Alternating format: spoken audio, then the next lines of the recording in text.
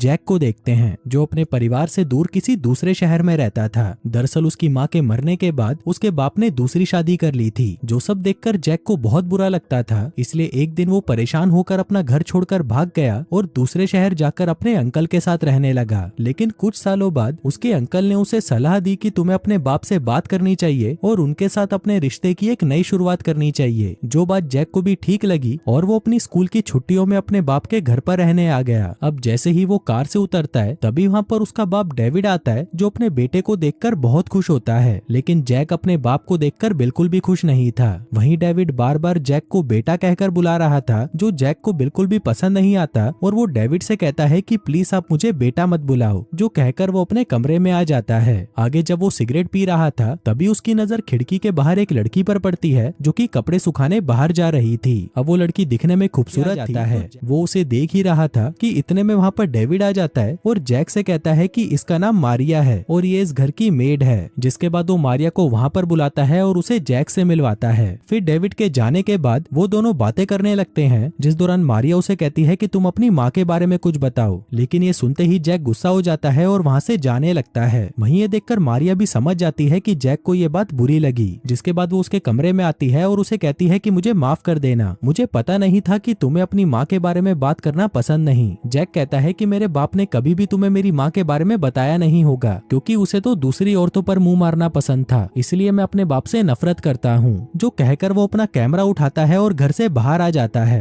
वो जंगल में जाता है और वहाँ पर फोटोज क्लिक करने लगता है। तभी वहाँ से एक कपल गुजरता है, जहाँ लड़की की नजर जैक पर पड़ती है और वो उसे देखकर मुस्कुराने लगती है। लेकिन जैक उस लड़की को इग्नोर कर देता है। फिर शाम को जब वो अपने घर वापस आता है तभी मारिया वहाँ पर आती है और उसे कहती है कि मेरा काम पूरा हो चुका है और मैं अपने घर वापस जा रही हूँ। तभी जैक उसे आज सुबह के लिए माफी मांगता है और कहता है कि मुझे तुमसे वैसे बात नहीं करनी चाहिए थी, लेकिन मेरे बाप की वजह से मुझे गुस्सा आ गया था। मारिया उसके पास आकर बैठती है और उसे कहती है कि क्या आप तुम अपनी माँ के बारे में बता सकते हो। तब जैक उसे बताता है कि मेरे पैदा होते ही मेरी माँ चली गई। मारिया कहती है कि मुझे तो लगा था कि डेविड का तलाक हुआ है। जैक कहता है कि हाँ, उनका तलाक हुआ था, लेकिन उनकी दूसरी पत्नी से। दरअसल मेरे बाप को औरतें बहुत पसंद हैं और तुम्हें तो पता ही होगा। अब ये सुनते ही मारिया को बुरा लग जाता है और वो वहाँ से चली जाती है। फिर अगले दिन जब जैक जंगल में फोटोज खींच रहा था तभी उसके पास वही लड़की आती है जो कल उसे देखकर मुस्कुरा रही थी। वो उसे कहती है कि मेरा नाम बेकी है और मैंने सुना है कि तुम एक प्रोफेशनल फोटोग्राफर हो। जैक उसे कहता है कि तुम्हें क्या चाहिए, मैं तुमसे बात करने में बिल्कुल भी इंटरेस्टेड नहीं हूँ। इसी दौरान वहाँ से मारिया अपनी साइकिल पर जा रही होती है और जैक उसको देखकर बहुत खुश होता है। वहीं ये सब देखकर बेकी चिढ़ जाती है और जैक से पूछती है कि क्या हम कॉफी पर चल सकते हैं, लेकिन जैक उसे मना करके वहाँ से चला जाता है। आगे जब वो अपने घर पर वापस आता है तभी वो मारिया को देखता है जो बाहर बैठकर किताब पढ़ रही थी। तभी मौका देखकर जैक वहाँ पर उसकी फोटोज खींचने लगता है। आगे जब मारिया किचन में जाती है तभी उसके पीछे पीछे जैक भी वहाँ पर आ जाता है। मारिया उसे कहती है कि ये कोई मूवी नहीं है जहाँ एक नौकरानी अपने मालिक के साथ इंटीमेट हो जाती है। मैं तुमको बता दूं कि मेरा एक बॉयफ्रेंड है और मैं उससे बहुत प्यार करती हूँ।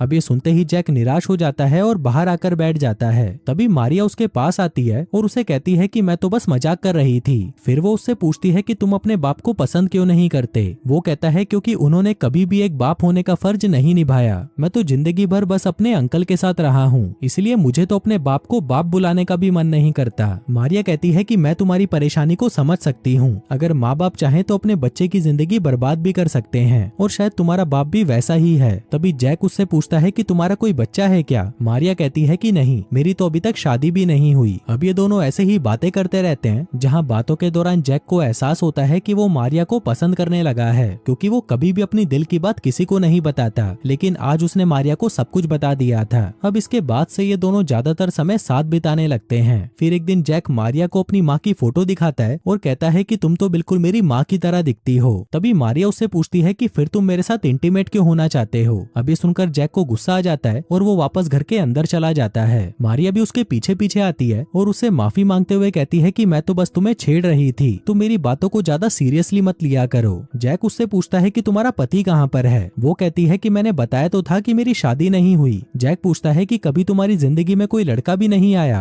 अभी सुनकर मारिया उदास हो जाती है और उसे कहती है कि जब मैं 17 साल की थी तब मुझे एक लड़के से प्यार हो गया था, लेकिन उसने मुझे प्रेग्नेंट कर दिया। फिर जब मैंने उस लड़के को बताया कि मैं प्रेग्नेंट हूँ तो वो मुझे छोड़कर चला गया, क्योंकि वो इस बच्चे की जिम्मेदारी नहीं लेना चाहता था। लेकिन मैं अपने बच्चे को मारना नहीं चाहती थी, इसलिए मैंने डिसाइड डिसाइड किया कि मैं इसे अकेले ही पालूंगी। लेकिन फिर जैसे जैसे वक्त बीतने लगा सभी को पता चल गया कि मैं प्रेग्नेंट हूँ, जिसके बाद हर जगह सिर्फ मेरी बातें ही होने लगी। वहीं जब ये बात मेरे घर वालों को पता चली तो उन्होंने मेरी मदद की, लेकिन मेरा बच्चा होने के बाद वो उसे लेकर चले गए और मुझे यहाँ पर अकेला छोड़ गए। पहले मैं अपने घर वालों को बहुत कोसती थी, लेकिन अब मुझे लगता है कि सारी गलती मेरी थी। मुझे मेरे बच्चे के लिए खड़ा होना चाहिए था। अब ये सुनने के बाद जैक मारिया के करीब आने लगता है। तभी मारिया उसकी तरफ देखती है और कहती है कि हम दोनों एक जैसे हैं। लेकिन उतने में ही डेविड वहाँ पर आ जाता है और उन दोनों से कहता है कि मुझे किसी जरूरी काम से 1 हफ्ते के लिए पेरिस जाना होगा, लेकिन वहाँ से आने के बाद मैं पक्का जैक के साथ वक्त बिताऊंगा। तभी जैक कहता है कि आप चिंता मत कीजिए, मुझे इसकी आदत हो चुकी है। जो कहकर वो वहाँ से चला जाता है और वहीं डेविड भी पेरिस के लिए निकल जाता है। फिर रात को जब जैक अकेला बैठा था तभी मारिया उसके पास आती है और उसे कहती है कि अब तुम पुरानी बातों को भूल जाओ। जैक कहता है कि ये इतना आसान नहीं, मेरी माँ की मौत के बाद मेरे बाप ने दूसरी शादी कर ली और मुझे अकेला छोड़ दिया। मुझे लगता था कि कभी न कभी वो मुझसे भी प्यार करेंगे, लेकिन वो दिन कभी आया ही नहीं। ये सुनकर मारिया उसे कहती है कि अब डेविड बदल चुका है और उसे अपनी गलती का एहसास भी हो चुका है, इसलिए तुम्हें भी अब उसे दूसरा मौका देना चाहिए। अब वो दोनों वहाँ बैठकर मूवी देखने लगते हैं, जिस दौरान जैक की नजरें बार बार मारिया की टांगों पर पड़ रही थी। जिसके बाद वो वहाँ से सीधा अपने कमरे में आ जाता है और मारिया की तस्वीर को देखकर खुद को संतुष्ट करने लगता है। फिर अगली सुबह जब मारिया घर की तरफ आ रही थी तभी वहाँ पर उसका एक्स बॉयफ्रेंड जैकब आता है। वहीं मारिया उसे भी घर ले आती है, जहाँ जैकब उसे कहता है कि तुमसे अलग होने के बाद भी मैं तुम्हें भूल नहीं पा रहा। दिन रात सोते जागते मुझे बस तुम्हारी याद आती रहती है। क्या हम दोनों वापस एक हो सकते हैं? मारिया कहती है कि ऐसा नहीं हो सकता।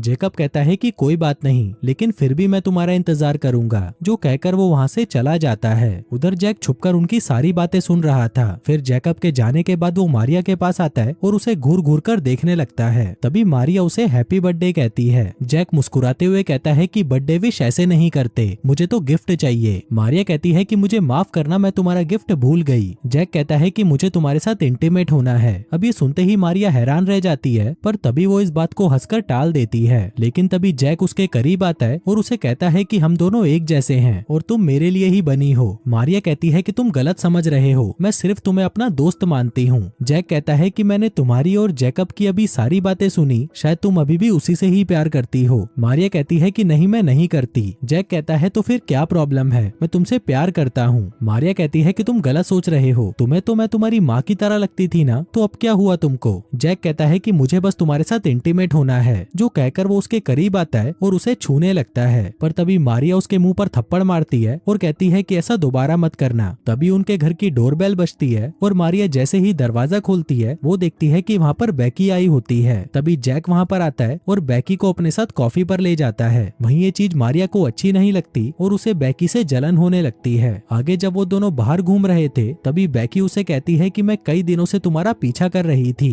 जैक पूछता है कि तुम मुझे स्टॉक कर रही थी? बैकी कहती है कि हाँ, क्योंकि मैं तुम्हारे साथ इंटीमेट होना चाहती हूँ। जैक उसे कहता है कि आज मेरा बर्थडे है। तभी बैकी उसे गाल पर किस करती है और कहती है कि मेरा घर पास में ही है, मेरे पेरेंट्स भी बाहर गए हुए हैं और अगर तुम चाहो तो मेरे घर पर आ सकते हो। लेकिन जैक उसे मना कर देता है क्योंकि वो सिर्फ मारिया से ही प्यार करता था। आगे जब वो अपने घर पर आता है तो वो देखता है कि मारिया वहाँ पर बैठकर रो रही थी। जैक उसे कहता है कि अगर तुम मुझसे प्यार नहीं करती तो तुम रो क्यों रही हो? अब मारिया के पास इसका कोई जवाब नहीं होता। तभी जैक उसके करीब आता है और उसे कहता है कि मुझे पता है कि तुम भी मुझसे प्यार करती हो। जिसके बाद वो उसे फिर से छूने लगता है। मारिया उसे मना करती है लेकिन वो नहीं रुकता। तभी वो उसे धक्का देकर दूर करती है और बाहर वाले कमरे में जाकर बैठ जाती है। पर तभी जैक वापस उसके पास आ जाता है। मारिया कहती है कि हमारा साथ में कोई फ्यूचर नहीं है, तुम उम्र में मेरे से बहुत छोटे हो और हम दोनों कभी भी एक नहीं हो पाएंगे। जैक कहता है कि मुझे इससे कोई मतलब नहीं, मुझे बस तुम्हारे साथ इंटीमेट होना है। अब क्योंकि मारिया भी उसके साथ इंटीमेट होना चाहती थी इसलिए वो उसे किस करने लगती है, जिसके बाद वो दोनों इंटीमेट हो जाते हैं। आगे इंटीमेट होने के बाद मारिया जैक से कहती है कि तुम्हें अपने बाप से बात करनी चाहिए, ऐसे ही जिंदगी भर तुम उनसे नफरत नहीं कर सकते। अब जैक भी उसकी बात मान जाता है और कहता है कि उनके घर आने पर मैं उनसे बात जरूर करूंगा। आगे मारिया वहाँ से उठकर किचन में चली जाती है और उसके लिए जूस बनाने लगती है। तभी जैक उसके पास आता है और उसके साथ फिर से इंटीमेट होते तभी वहाँ पर डेविड आ जाता है। वो आते ही जैक को बर्थडे विश करता है और उसे कहता है कि मैं तुम्हारे लिए गिफ्ट लेकर आया हूँ। फिर जाने से पहले वो उसे कहता है कि शाम को हम दोनों डिनर पर चलते हैं, वहाँ पर हमें बहुत मजा आएगा। वो मारिया से भी पूछता है कि तुम भी चलो हमारे साथ, लेकिन वो मना कर देती है क्योंकि वो चाहती थी कि दोनों बाप बेटे साथ में वक्त बिताएं। लेकिन मारिया के मना करते ही जैक भी मना कर कर देता है और अपने कमरे में चला जाता है। तभी मारिया वहाँ पर आती है और उसे कहती है कि तुमने मुझसे प्रॉमिस किया था कि तुम अपने बाप से बात जरूर करोगे, इसलिए अब तुम्हें उनके साथ जाना ही पड़ेगा। जो कहते हुए वो उसे बार बार किस भी कर रही थी। वो उसे कहती है कि अगर तुम डेविड के साथ बाहर गए तो कल पूरा दिन हम दोनों साथ में इंटीमेट होंगे। अब ये सुनते ही जैक खुश हो जाता है और उसकी बात मान जाता है। फिर उसी रात वो डेविड के पास आता है और बातों ही बातों में उसे बताने लगता है कि वो उससे इतनी नफरत क्यों करता है। जैक कहता है कि आप तो मेरी माँ से प्यार भी नहीं करते थे, इसलिए उनके मरने के तुरंत बाद ही आपने दूसरी शादी भी कर ली। डेविड कहता है कि मैंने ये सब तुम्हारे लिए किया था ताकि तुम्हें कभी भी माँ की कमी महसूस ना हो, क्योंकि एक बाप चाहे कितनी भी कोशिश कर ले पर एक बच्चे को माँ का प्यार नहीं दे सकता। वो कहता है कि मुझे पता है मेरे से भी बहुत गलतियां हुई हैं, मैं तुम्हें वो प्यार नहीं दे पाया जो तुम्हें मिलना चाहिए था, लेकिन अब मैं तुम्हारे साथ हूँ। अगर तुम मुझे एक मौका दोगे तो मैं अपनी सारी गलतियां सुधार लूंगा। जैक कहता है कि अब इसकी जरूरत नहीं, क्योंकि मैंने आपके बिना रहना सीख लिया है। जो कहकर जैक सो जाता है। तभी डेविड उसे गुड नाइट बोलता है और वहाँ से चला जाता है। फिर अगली सुबह जैसे ही उसकी आंख खुलती है वो देखता है कि डेविड वहाँ से जा चुका था। वो बाहर आता है और मारिया का इंतजार करने लगता है। थोड़ी देर बाद वहाँ पर मारिया आती है और जैक से पूछती है कि तुमने डेविड से बात करी। वो कहता है कि हाँ, और उस बात ने बहुत कुछ बदल दिया। तभी मारिया अंदर जाने लगती है पर जैक उसे रोकते हुए कहता है कि तुमने तो बोला था कि हम इंटीमेट होंगे। वो कहती है कि मुझे काम करने जाना है। जैक कहता है कि मैं कुछ दिनों बाद यहाँ से जाने वाला हूँ, इसलिए आज तुम मेरे साथ रहो। जिसके बाद वो दोनों एक पार्क में जाते हैं और काफी देर एक दूसरे से बातें करते हैं। आगे मारिया उसे अपने घर ले आती है जहाँ पर वो दोनों इंटीमेट होने ही वाले थे कि तभी मारिया रोना शुरू कर देती है। वो कहती है कि मैं अपने बच्चे को ढूंढने गई थी और कुछ समय बाद मुझे पता चला कि वो कहाँ पर है, लेकिन जैसे ही मैं वहाँ पर पहुंची मुझे पता चला कि उसकी एक एक्सीडेंट में मौत हो गई। जो कहकर वो बहुत रोती है। तभी जैक उसे संभालता है और उसे कहता है कि तुमने ही तो बोला था कि हमें पुरानी बातों को भूल जाना चाहिए और एक नई शुरुआत करनी चाहिए। जिसके बाद ये दोनों इंटीमेट होने लगते हैं। आगे इंटीमेट होने के बाद ये दोनों एक दूसरे को आई लव यू बोलते हैं और फिर से इंटीमेट होने लगते हैं। फिर शाम को जब जैक वापस घर पर आता है तो वहाँ पर डेविड भी बैठा होता है, जो उसे कहता है कि मैंने जो तुम्हें कल कहा था उसके बारे में एक बार जरूर सोचना। लेकिन जैक उसे कुछ नहीं कहता और वहाँ से चला जाता है। फिर कुछ दिनों बाद हम देखते हैं कि वो समय भी आ चुका था जब जैक को वापस अपने घर पर जाना था, लेकिन जाने से पहले वो मारिया से मिलता है और ये दोनों फिर से इंटीमेट होते हैं। जिसके बाद ये दोनों एक दूसरे को बाय बोलते हैं। आगे जब वो अपनी गाड़ी में बैठने वाला था तभी डेविड उसे बेटा बोलकर गले लगा लेता है, लेकिन इस बार हम देखते हैं कि जैक उसे मना नहीं करता, जिसका मतलब था कि जैक ने डेविड को माफ कर दिया था और फिर वो वहाँ से चला जाता है। उधर मारिया वहाँ से अपनी माँ के घर जाती है जहाँ पर उसकी माँ उसे देखकर बहुत रोती है। तभी मारिया उसे गले लगा लेती है और हम देखते हैं कि मारिया ने भी अपनी माँ को माफ कर दिया था। अब ऐसे ही कुछ महीने बीत जाते हैं और हम मारिया को देखते हैं जो कि प्रेग्नेंट है और उसके पेट में जैक का बच्चा है। और दोस्तों इसी के